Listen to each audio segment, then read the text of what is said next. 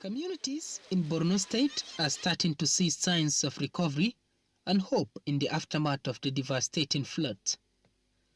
One major challenge now is the impact the flood had on schools that are not habitable, and in most cases, in the stage of outright collapse. Schools that have not been severely affected are havens for the displaced. The government has taken a step to reopen schools that are considered safe. However, the return of children without necessary kits seems to be another source of concern. The rest of Nigeria is in week 3 for schooling. We are just starting week 1 for almost all our schools.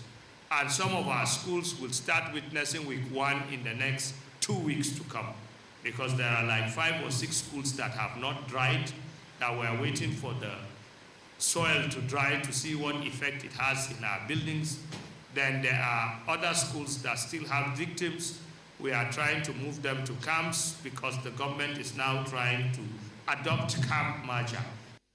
A check of 10,020,000 naira being presented to the Borno State Ministry of Education to aid in supplying educational materials to schools affected in Maiduguri and Jere. We support with the sum of 10 million naira, 20,000 naira, as well as pledging to support the government within the coming week with 700 kitted bags with schools, kitted bags with books, which will support the returns of children. This is in a view to seeing how we can protect education from attack, as it is being discussed globally. Our support is just a drop in the ocean to ensure that few children out of the many are able to get. We believe that this is just the beginning.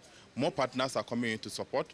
Accelerating the recovery of educational institutions severely impacted by the recent flooding is the aim of the funding. Somebody who gives you 10 million naira, if he can afford, will give you $10 million one day.